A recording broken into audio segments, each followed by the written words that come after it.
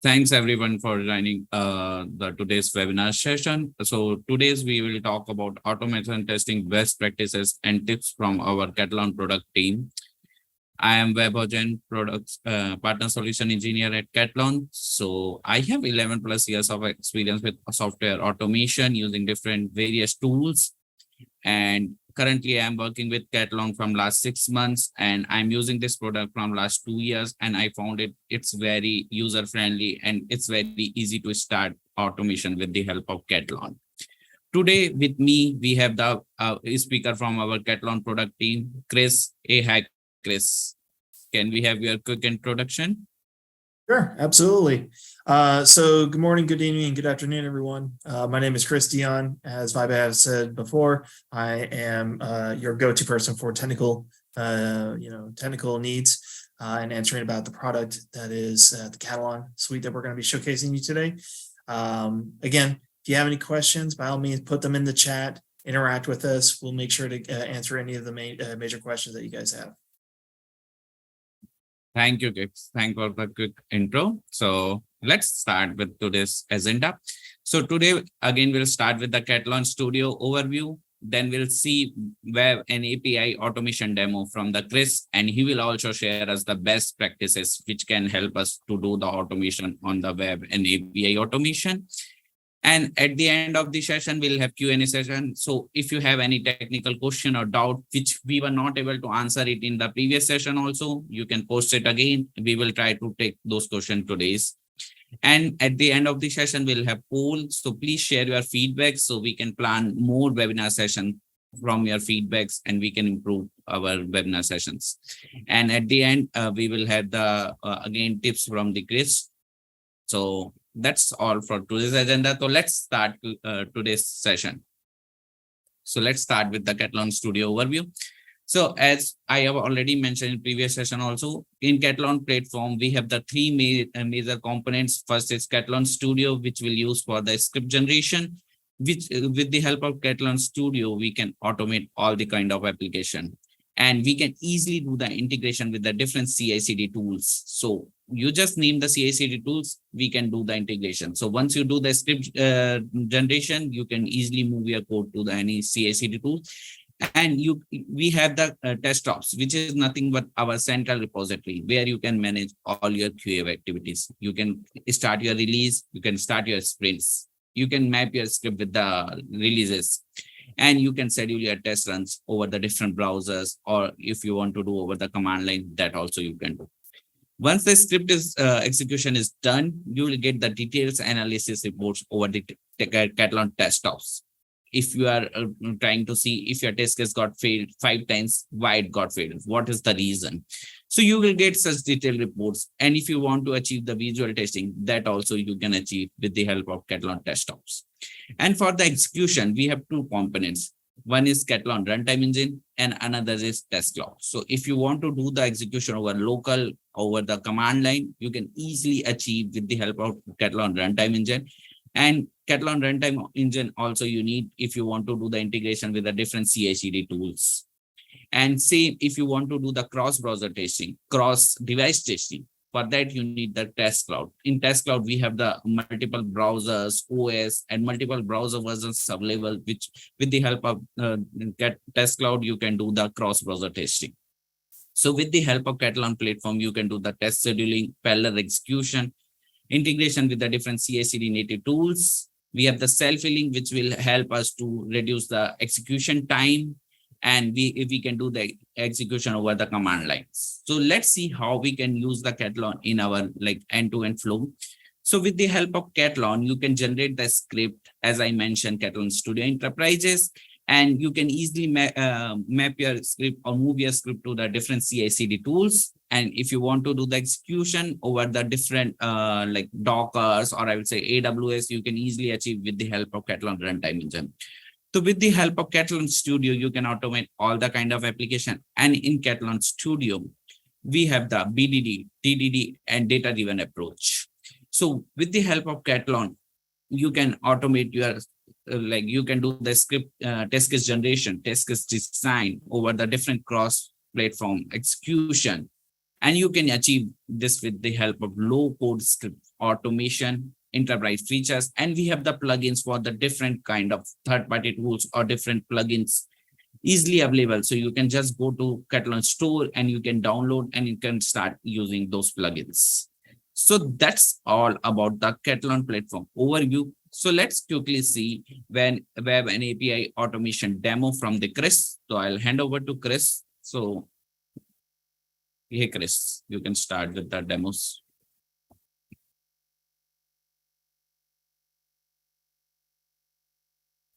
Sure. Absolutely. So with that, let me share my screen and we can start going through it.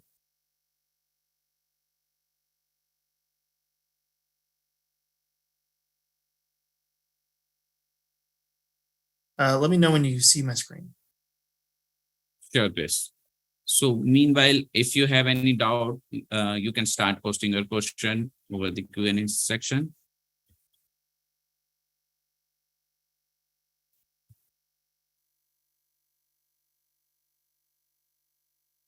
Yeah, we can see.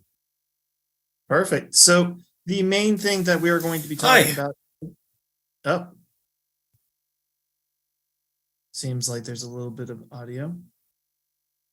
Here, I'll stop sharing my screen and we can reshare it. 1 second. So with that being said, we are going to go into some of the best practices of how to utilize Katalon. Now, a lot of these best practices do take place in the web and API area. So those are the main things that we're going to be focusing on for today's demonstration. A lot of these things can be translated from one technology to another. So if you see a lot of things that happen in web, chances are that they can be applied to your mobile, your desktop recordings. As for APIs, obviously there's a little bit difference because we're focusing on less UI elements and more on the actual test cases. So just a little brief overview of Katalon as a whole. We have our test explorer, our workstation, and we have our troubleshooting area.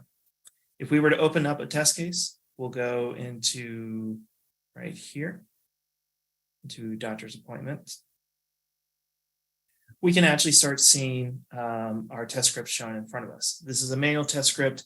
We're going to be focusing on how to generate these in a proper way and how to better capture individual objects, right? This is not so much going to be focusing on parameterization, though we will touch on that as well as ways for broadening our identification and best practices to expand our test cases. Now, if I were to go into a recording session and I were to go into expanding this, right? This is what our recording session would look like for web. I'm going to record our test script. First off, our application will be launched and we are going to first create an appointment, right? So there's a number of things to take in consideration. Now, first things as a best practice is understanding your application and the UI that you need to interact with. For instance, if we are going to be booking with a doctor, we first need to highlight or hover our mouse over two services and then book a doctor. So what we're going to do is that we're going to simply click on the piece of UI information that we want and change this into the given respected area. So with that being said, we are going to go simply to M for mouse, and we're going to mouse over the object that we captured. Okay. Now all we need to do now is go into the click to the book to the doctor, and that is a way for us to interact with a dynamic, a dynamic UI element, right? Which is there is going to be an object on the screen that isn't going to be there, and we need to do certain actions for it to show up.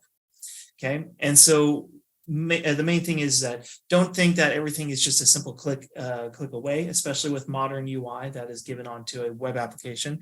Understand the fact that there may be some nuances to it, that being some mouse overs, or in this case, understanding that there's multiple layers to a UI element. What do I mean by that? So in this situation, we're trying to book an appointment.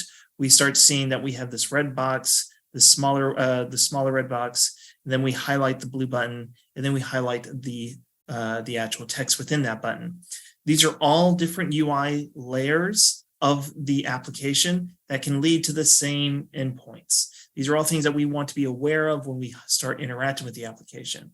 Now, if you have multiple buttons, multiple text fields, and they all look the same, like a form or something like that, understand the fact that you identifying a button simply by the graphical layer is probably not the best way to uniquely identify it. Instead, what we want to focus is the text inside of that button so that we actually can capture the most unique piece of information as we possibly can associated to the specific location that we want to work with. So in this case, I'm going to click on the book appointments. Now from here is pretty much the same thing, right? So I'm just going to say doctor, doctor at mail.com, just some generic information. And we're going to enter in some information from here. Now, there are some points in your drop-down menu where you may not be able to identify it. Again, we want to show the UI element and then we want to capture the information. This is not the case for everything. This is just your own knowledge of how the application is laid out. But again, if it doesn't work from this initial drop-down menu, that's fine. We can simply just interact with it in a way that we can actually capture the mouse over or click on it given an object to open up that second window. From here, we can go down a little bit further. Let me just put this so I can actually see the cursor. We can actually go down a little bit further. We can implement some things like dates, etc., and type in exam results. Right? Hit the submit button. Our test case has been created. Now, there are obviously points of data that we have captured that we want to verify against. So I'm just going to simply say that if I fill the form out, I'm going to go to doctor, verify if the information was actually captured correctly. Now, if we wanted to verify if all this works, we can do two things. We can save the script.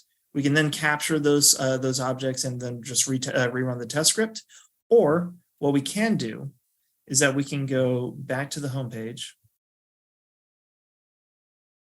Let's delete that step. And what we can do is incorporate what is called the show captured object view.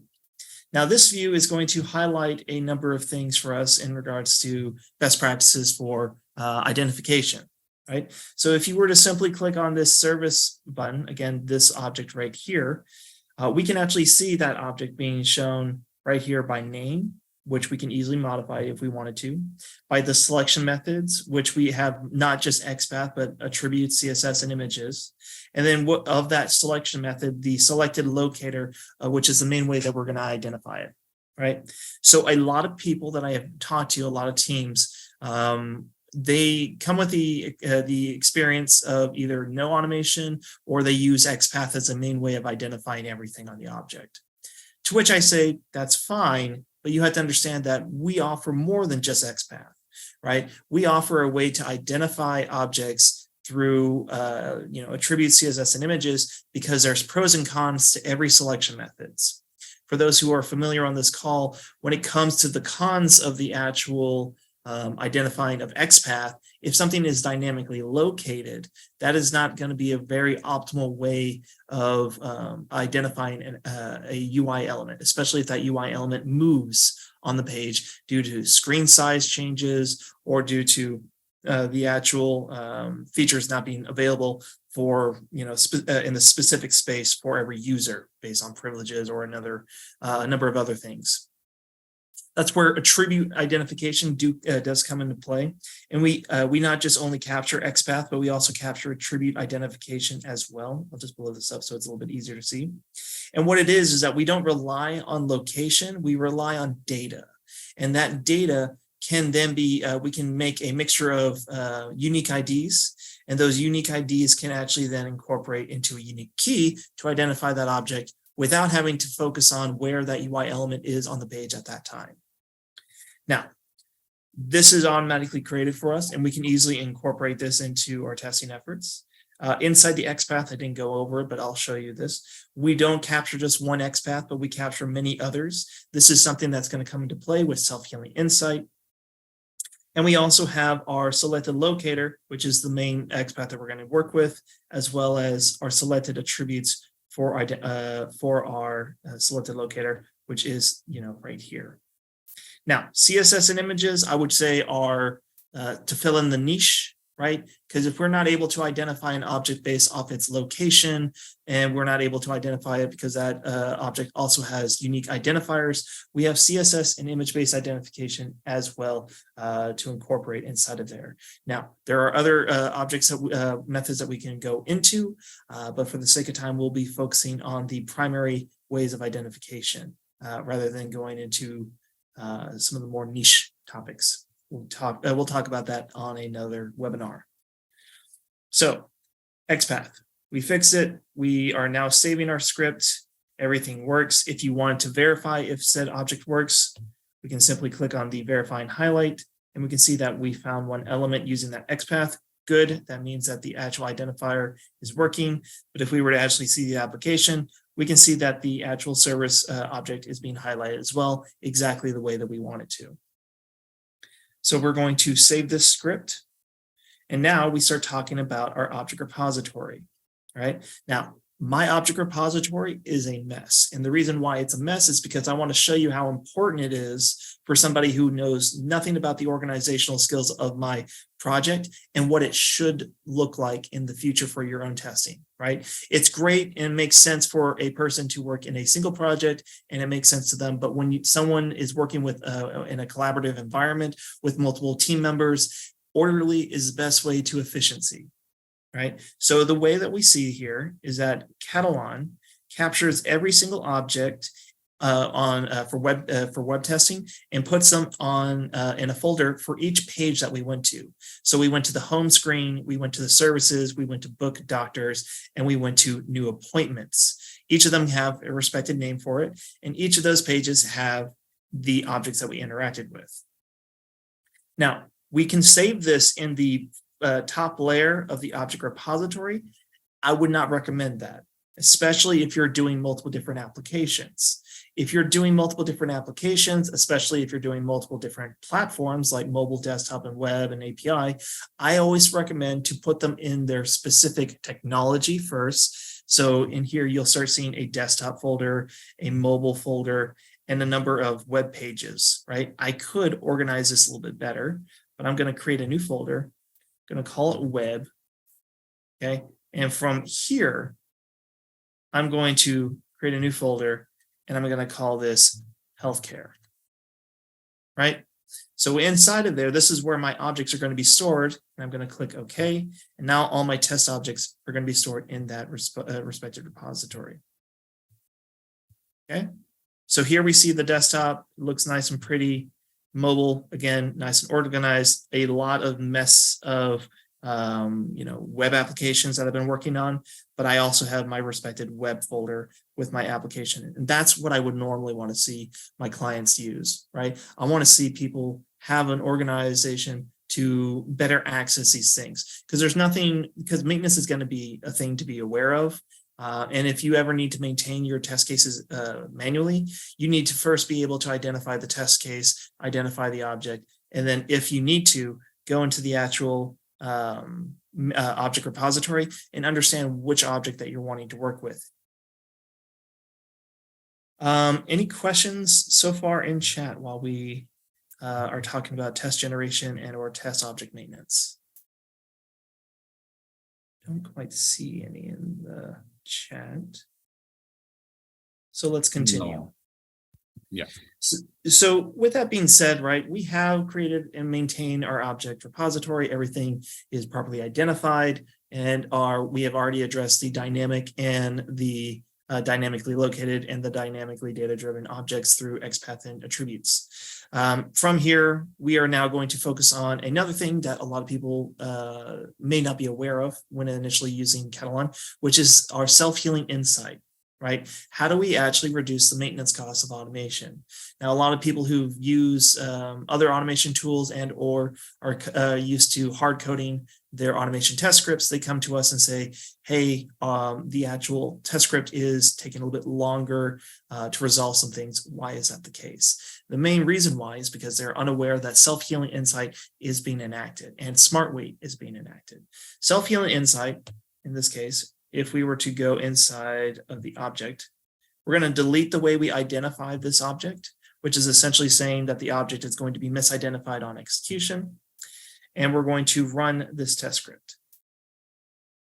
This test script is obviously going to fail, but it's then going to incorporate the self-healing insight, where it's going to try and solve the solution of utilizing any of the other backup identifications, like the ones that we have captured in services, and see if any of them work. And if it does, the test script will continue on in that fast-paced automation speed that we expect.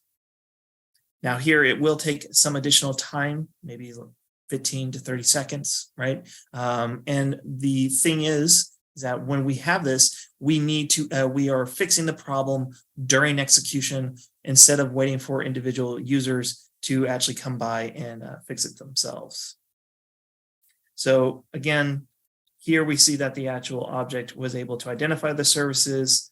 For the rest of the test case, we can actually assume that, we can fix it, but we are going to be focusing on this one line, the mouse over, and we can see that the self-healing insight is being enacted.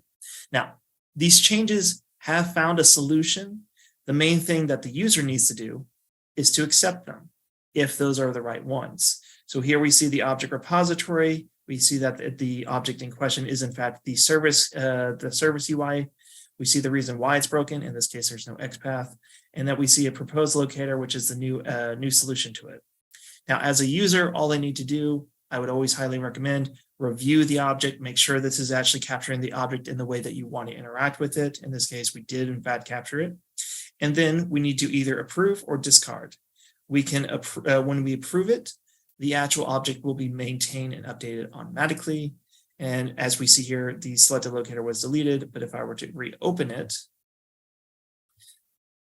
the selected locator will be automatically updated. So again, for people who don't have maintenance experience and are wanting to utilize the self-healing insight, this is a really great learning tool and ways to, again, reduce maintenance costs, especially for those, small mistakes and that can cause major hiccups or time lagging between your actual test results and, the maintenance of your test cases.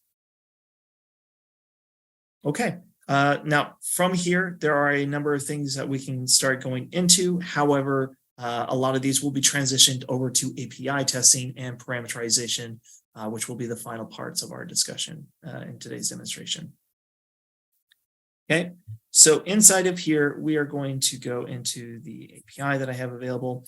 APIs you can add them in the same project. I just keep them separate for demonstration purposes. So inside of here, we have our object repositories and we have an API folder. Again, they're nice and orderly. Now, how do we get APIs into Katalon? Well, to do that, we simply right-click Object Repositories. We go into the import, and we have multiple different options to choose from: Waddle, Whizzle, Swagger. If you use Postman or SOAP UI, you can actually export your APIs and import them back into Katalon so that you can then utilize already pre-configured and created API test objects. Now, they are inside the object repositories, and if we were wanting to go inside of any one of these, they won't look the same as traditional objects. Of course, because we're focusing on targeting endpoints, bodies, headers, etc. And we can actually configure this from scratch if we wanted to. Again, if we were to go into, instead of import, we go into new, we can go to web service requests, and you'll see the same object, just, no endpoints, no configurations already filled out for you. If you ever wanted to change it, we can easily just go inside here, select the operations, go into parameterization. If you're ever familiar with Postman's kind of API usage, it's very much similar to that in regards to modification and creation. The main differences between us and Postman is, of course, that we can incorporate ours into an API test script for automation use, as well as incorporate it inside of any of our test cases as a whole. So we can do API testing during any of our UI testing. So here again, we have other things like modifying the headers, the bodies, and verification steps. Verification steps is a way for us to actually do some API level verification. So if there is some piece of information that you want to verify every time this API is being called, you can implant it inside here. Now, a lot of people start looking at this and this is code. That is true, but all of this was created simply through a snippet. So what a snippet is that we can easily just, if I want to get the current response, I can just simply click on the current response and I can then see that already stored here, right? I don't need to worry about syntax. I don't need to worry about, did I type it right or correctly? We have that so you can drag and drop essentially into the verification and you can verify that object as much as you need to.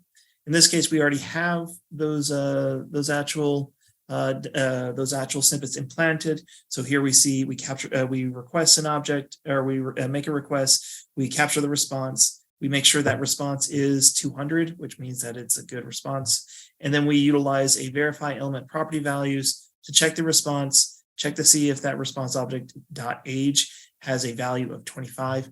This value can obviously be parameterized, which again, we'll talk about a little bit later on. All of this information is readily available. And again, this is just a quick little preview of snippets. And I do highly recommend, if you are wanting to do an API level verification, it can easily be done simply by clicking on the piece of information and reading our, little snippet titles. Now, how do we actually incorporate these APIs into a test case? That's very simple as well. For those who remember our test case that we created before in a very manual perspective, it's done in the same way, right? So I'm going to delete this step, and we have something somewhat of a step already, but we'll talk about that a little bit later. And we're going to add a step. Not only that, but we're going to add a service keywords. Because this is an API test case, you'll have this available.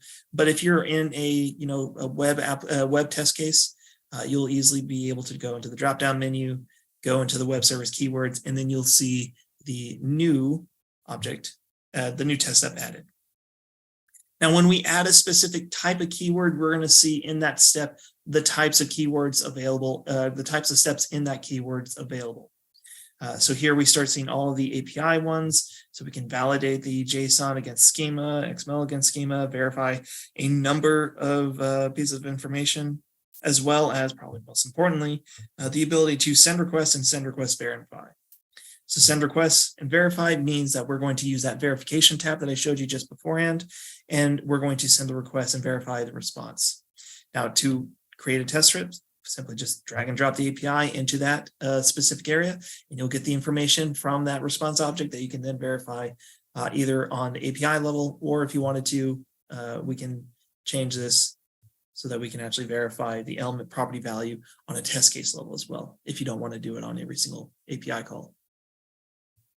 Okay, do this as many times as you want. You can also add the ability to call another test case. So if you want to run an API test case inside of a web test case, you can easily do that by simply just finding the API test case in the drop-down menu while looking at your web test script, and you'll see it added as a step. All right, now the next thing is keywords, right? A lot of times APIs chain together and are very repetitive in the fact that, I need to do step 1 through 5 all the time, and I just don't want to create 1 through 5 every single time I want to reference it, right? So you can create a test case to do it and consolidate it. Or if there is more, technical people on the team, you can incorporate something called a keyword. Now, a keyword is simply taking a complex narrative and consolidating that into a single test step. So here we have one where we are going to be creating a new user. That new user needs to take some age, username, password, and gender to actually run. We send the response, we go through the response, and then we return some value to the test script, or to return 0, and we actually save that result into a global variable. Again, that will be the last thing we'll talk about. This is more complex than most people would be comfortable with from a manual to automation transition environment. But if you ever do have developers, you can incorporate those very easily into your testing. Now, to actually do that and to incorporate it once it's created, right? You simply just need to go to the custom keywords. And then from here at the very bottom, I have a number of custom keywords, but at the very bottom, we actually will see that create new user custom keyword that we just saw in our keyword folder. There is a question in the QA section. Let's see. How can I list requests in order I need? I did import and requests. Okay, we'll go over exactly on that in our Q&A session, but good question. We'll definitely address it. Okay, so we have our API tests. We've gone through, importations. We've gone through this. The last part of it is talking about parameterization. Now, parameterizing an API test case versus a web or mobile or desktop, it's the exact same thing. The main thing is that you have two different types. You have local variables and you have global variables. The way that we incorporate the difference between the two is the fact that local variables are created within the test case. So inside this test case, if we go inside the variable tab, we see a list of local variables called age, username, password, and a number of other things. We can tie these local variables to the input section. The input section will be able to see this grayed out section, which is the parameters for that custom keyword. So this step to succeed needs a age, a username, a password, a gender, etc. And we already created the variables.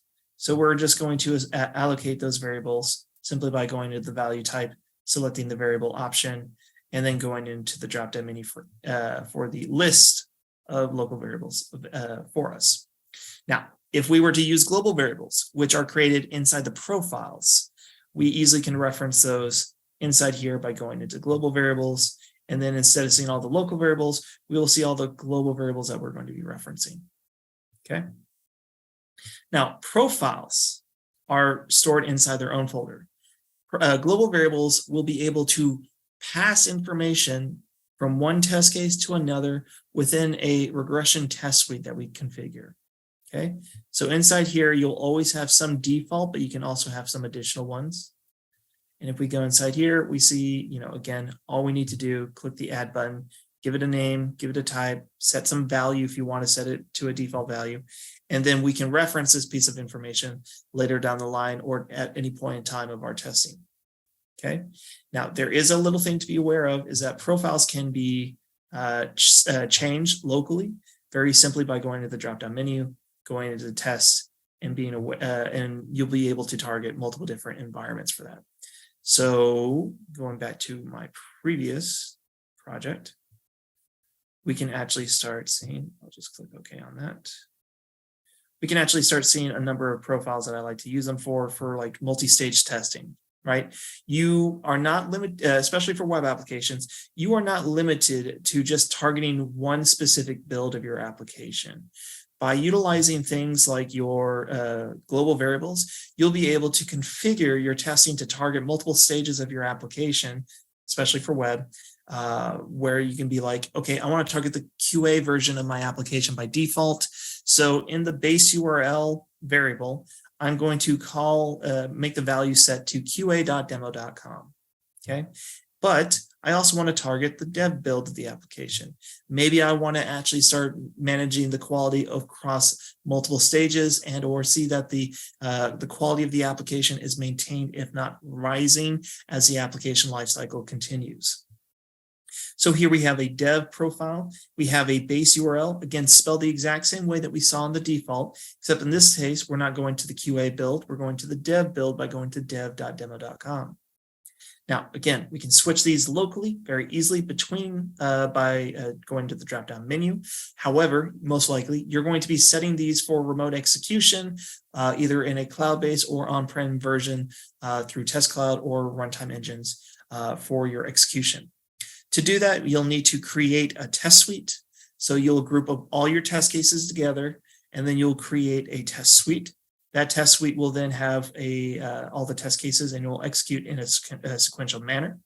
However, if you are wanting to do a test suite collection, which is a group of test suites, and then you want to focus on parallel executions on a single machine or again on a cloud-based environment, we can easily start focusing on the targeted environments for these specific test suites. So on the first three, I have the same test suite. I have different environments. but I also have the same profiles. I can easily change the environments if I wanted to, simply by going into any of the drop-down menus. If you have APIs, you don't have to worry about this. It will just say web service in its place.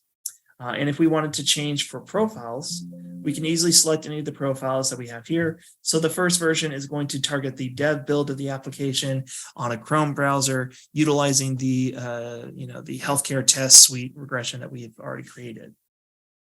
And that's it, right? Those are the main best practices that that I feel like a lot of customers are looking to see and are very much interested in finding ways to improve their the test strength of their the test scripts that they create, both during recording and while maintaining the test scripts, as well as how to incorporate API best practices and parameterization as well.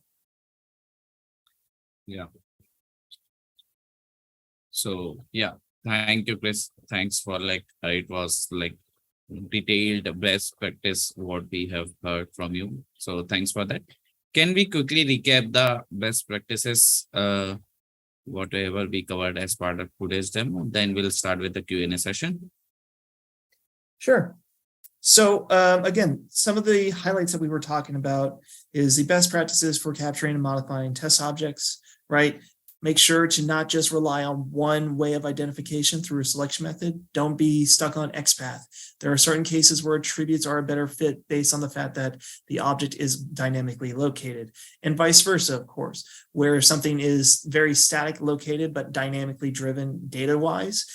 XPath would be a more proper way of identifying the object. And this comes with practice, of course, and awareness of your application.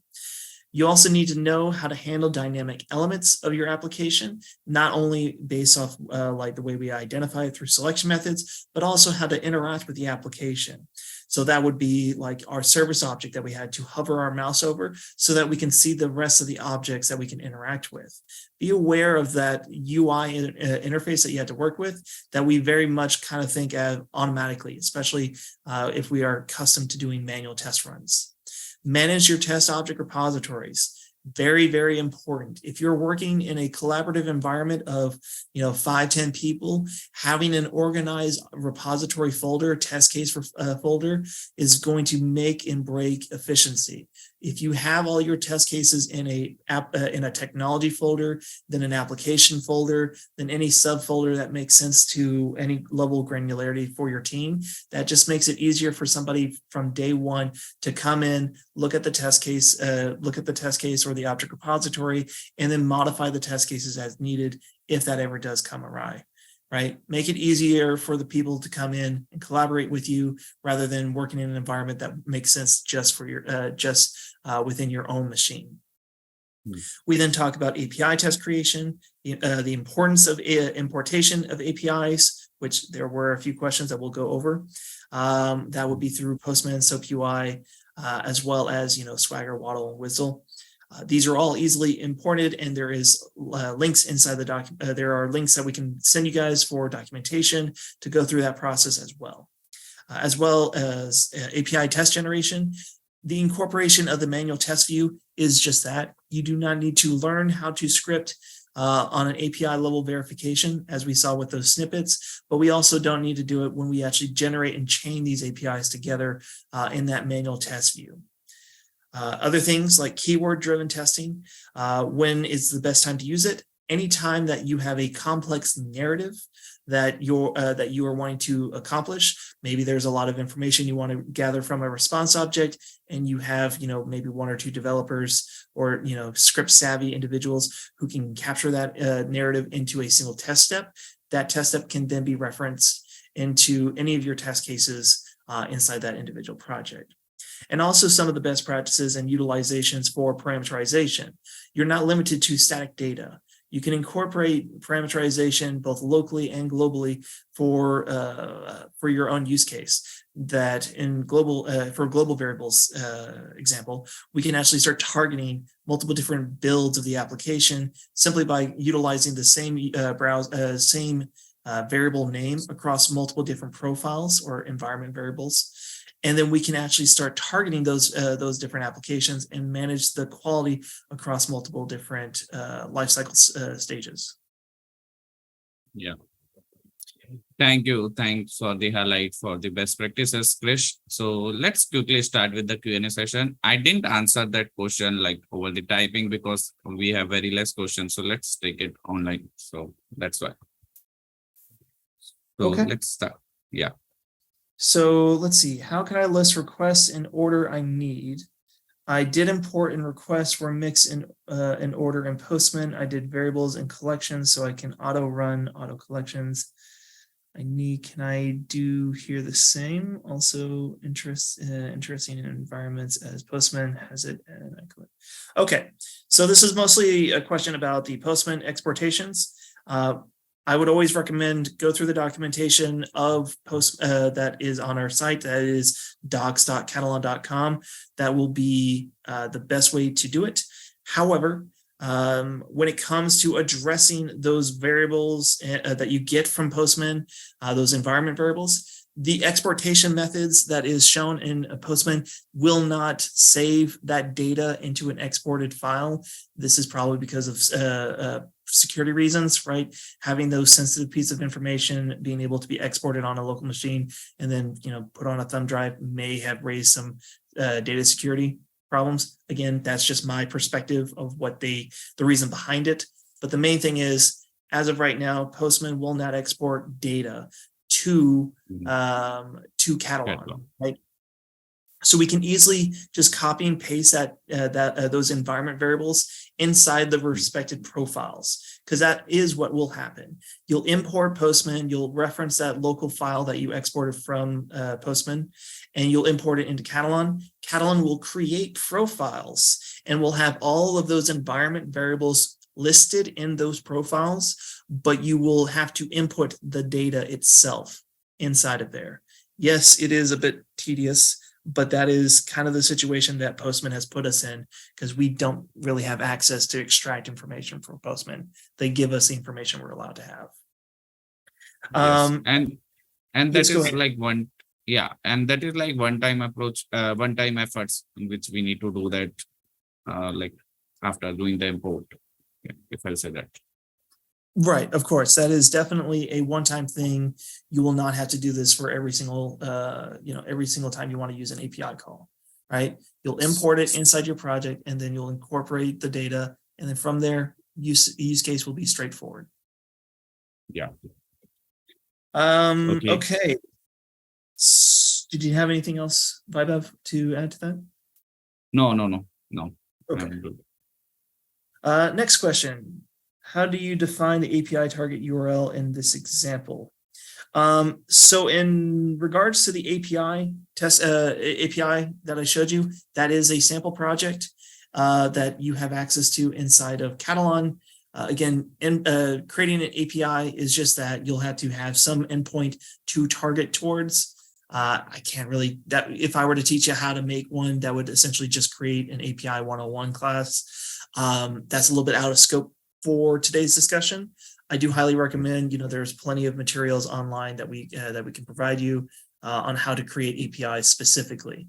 But the main thing is that the URL that you see at the very top was being generated through a global variable and a number of other endpoints in that API format.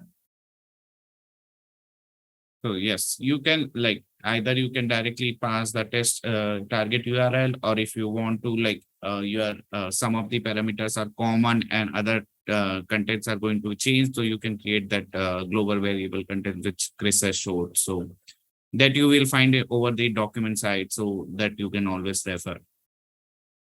Yes, and again, the API test case that I showed you is available inside of Katalon. If you were to go into the file new sample project, there will be an API as well as a number of other projects that you can easily look through, like BDD, web applications, mobile, etc. Yes. Thank you, Chris. Yes. So what to do when the XPath of an element changes? Well, there's a couple of things to go about it, right? Now, I will say this.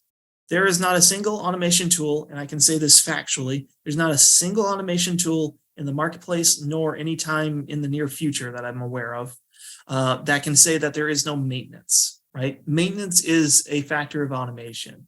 So what we need to do is this. First off, for Katalon, you're going to run your test script.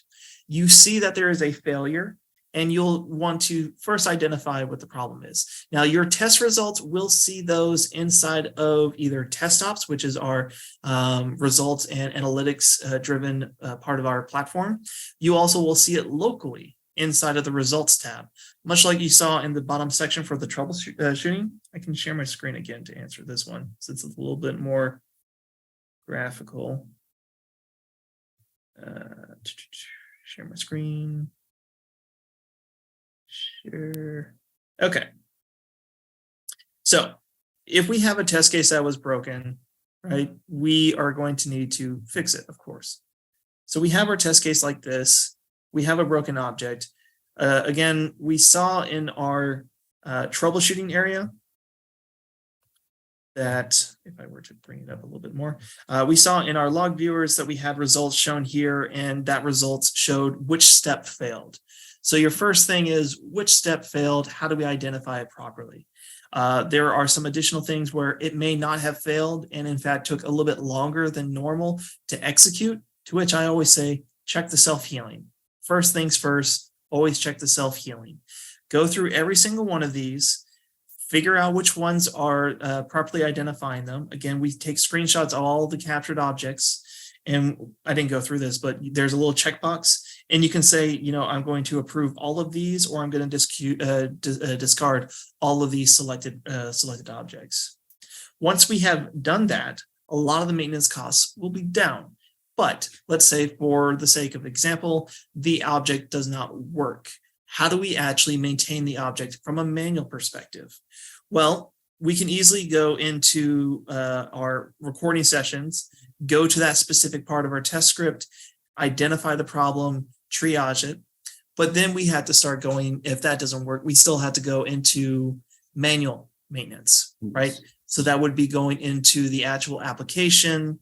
Maybe, you know, I'll just open it up. I'll open up a new tab. So maybe we'll go to Google, right? There are going to be tools that are always going to be useful for you to use. So we can actually start going into consoles. Yes. So those, once we go into the consoles, that will be, not that. Why is it not wanting to show it for me? Of course, it's not wanting to show it for me for, where'd it go? There's a tool that you can actually start pulling up the developer mode. It'll show up here. I don't know why my keyboard does not want to bring it up right now.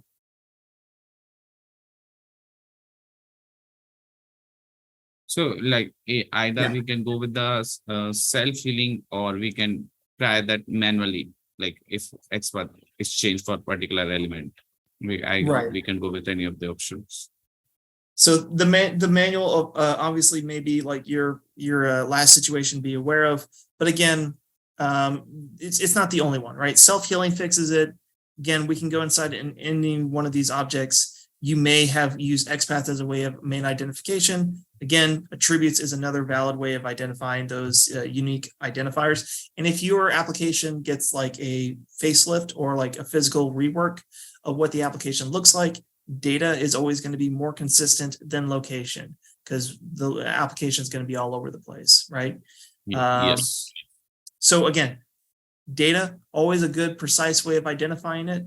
And there is another best practice that we can implement, like automation tags. So I've been working with a number of customers where, you know, for a specific UI elements that are very repetitive, like a long list of text fields on a form, they can just ask their developers to say, hey, put automation tag equals, you know, some third-party attributes that they can easily add here. So we can just say automation tag, and this is just a name, right? Not a specific type. And you can say whatever that value is. That value inside the code of the script, or the code of the actual application, can say automation tag equals some value where it's like, you know, test 1, something like that. So there's multiple ways to address it. Of course, there's going to be some manual work that needs to take place. But again, that is going into automation engineering as a whole, rather than just kind of best practices of utilizing Katalon. Yes.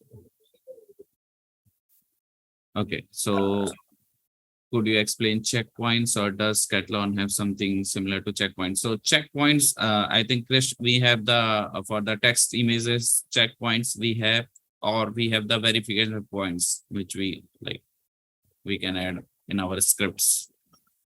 Yeah, so checkpoints are more focusing on data comparison and comparing two pieces of information, making sure that they're consistently the same, right? That is what a checkpoint is. If you are wanting to put something like a breakpoint or like a specific stop in your application to test, you can incorporate the debug feature inside of Katalon, which again, documentation site, I always recommend to look over that, because that will save me a lot more time for the time we have available left on this call. But there's a number, but for specifically the checkpoint folder and checkpoint capabilities, that is us comparing one piece of data from our data files, which is where we can extract information from a CSV file, Excel sheet, or from some SQL query, and comparing that to some other snapshot of another piece of information. Right. This is just a way for us to do another level of verification from a data perspective.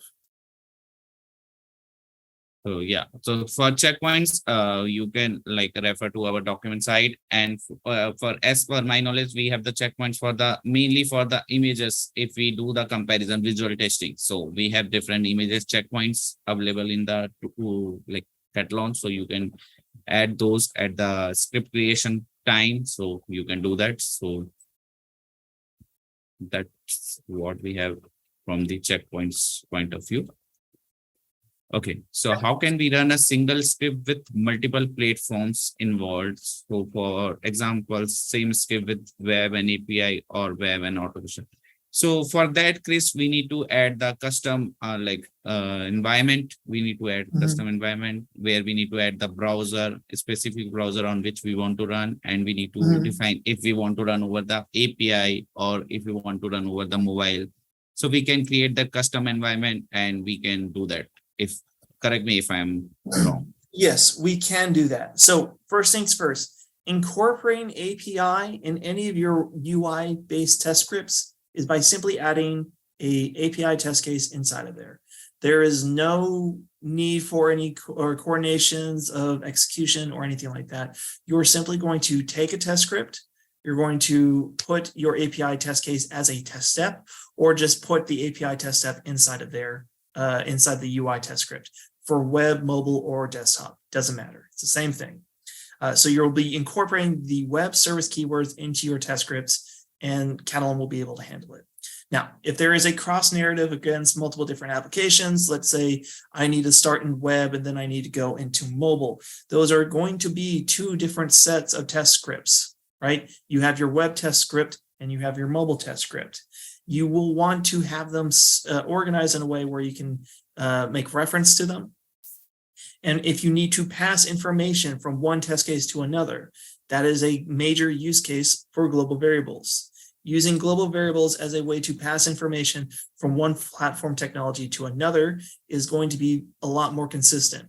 Not only that, but it's going to be a lot more, it's going to be make a lot more sense from an organizational standpoint, because when you start having, web and mobile test scripts in the same test case, right, you will have to make a clear line distinction between what's being executed and what's not.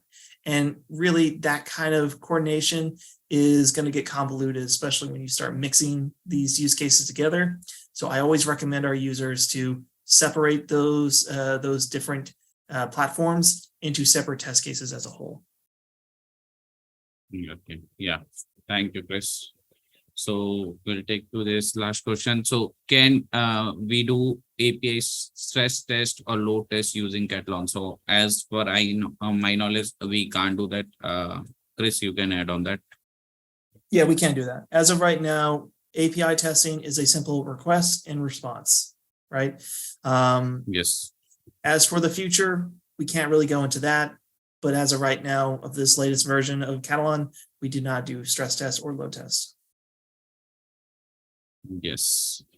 So, what if we have a scenario for OTP? For OTP verification, yes, we can test that OTP verification over the like for getting web, getting OTP in mobile. Yes, we have the sample script for that, so you can take reference from that. We already handle such scenarios. Chris, you can add on that. Yeah, no, exactly that. OTP is going to be a way of just simply, again, orchestrating your test cases where you'll get the information, you'll save it into a global variable, pass it along into the environment, most likely a web test script, where that information is stored. Yes, we can do that. So we have sample projects. You can always like refer to that. So do you support integration Azure DevOps? Yes, we support. You can easily do the integration with the Azure DevOps to update your test results or test scripts in the Azure DevOps. So Chris, you can add on that if you want to add. Sure. Are we just making sure that we're being sensitive to everyone's time? Are we at time right now, or do we still have a few We more? will close in 2 minutes. We will answer this question, last question, and we can close. We can wrap up. Okay. So yes, we support the Azure integrations with Azure DevOps in pipelines. We don't have time to go through that process. What it will be is that inside Katalon, you'll generate a command and you'll put that command inside the pipeline. The pipeline will then execute and will then have the ability to save the results and put it into the test run. I have a demo environment set up for it, but again, we only have a few minutes and I rather, set some time and answer these entirely than just simply partially answer it. Big Yes, answer is we can. yes. Yeah, we can do that, and we will try to cover that in our most probably in coming webinars. We'll try to take such topics. Yes, Okay, as well as yes, but also we also have some video content that I help create, so we'll be able to pass that along with you as well in future coming webinars. Okay, yeah, Chris, thank you. Thanks for that. So let's quickly go with the next slide. So yeah, so as if you are a new user, if you want to explore the Katalon tool, we have the starter plan where you will get the 30% discount.